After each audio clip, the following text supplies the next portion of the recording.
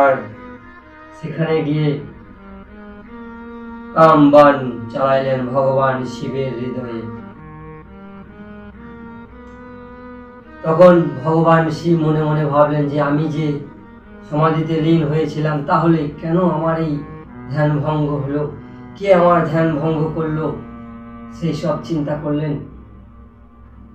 আর দেখলেন বাঁ দিকে তাকিয়ে যে কিছু দূরে কামদেব আমাকে কামবান চালিয়েছে, সেই সব দেখে ভগবান শিব ক্রোধ হলেন আর নিজের ললাটের নেত্র খুলে কামদেবকে ভস্ম করে দিলেন। আর ভস্ম হয়ে গেল কামদেব।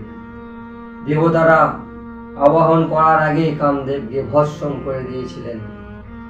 আর এদিকে দেখলেন যে মা রতি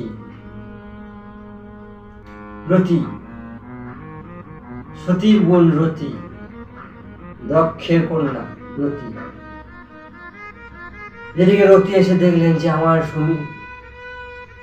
স্বামী প্রাণনাথ শিবের অগ্নিতে ভস্ম হয়ে গেছে, তাই তিনি মূর্ছিত হয়ে গেলেন, অজ্ঞান হয়ে গেলেন।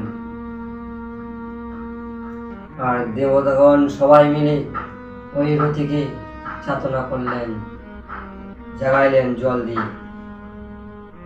কারণ রতিমা দেখছেন যে আমার স্বামী প্রাণনাথ চলে গেছে, কি করে আমি বেঁচে থাকবো। সতী যুগে মা সতীর সঙ্গে তুলনা করে সব নারী থাকতেন। পুরুষের সঙ্গে অনেক নারী সতী হয়ে চলে যেতেন। এই কলিযুগে আমি দেখেছি সতী নারী তো থাকেই না, সতী হওয়ার চেষ্টা তো করেই না, স্বামীকে অপমান করে,